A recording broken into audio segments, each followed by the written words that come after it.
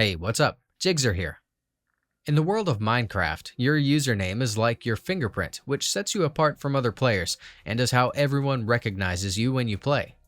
If you feel the need to rebrand, you can change it at any time. In this video, I will show you exactly how to update your Minecraft username with ease. Let's go. First, open any web browser. Head over to minecraft.net/login. and sign in using your usual account credentials. Once logged in, navigate to the My Games page. Here, you'll see your Minecraft games listed out. Find the card for Minecraft Java Edition and click on the option that says Profile Name underneath it. Type in your new username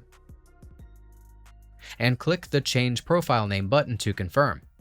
Please note that you can only change your username once every 30 days. Finally, sign out completely and then sign back in to refresh your profile's authentication. While the username change is immediate on your account, it may take some time to show up on your dashboard, so wait a while and it will update eventually. That's it. If I could help you, feel free to give this video a thumbs up and don't forget to subscribe. Leave a comment down below if you have any questions. See you next time. Bye.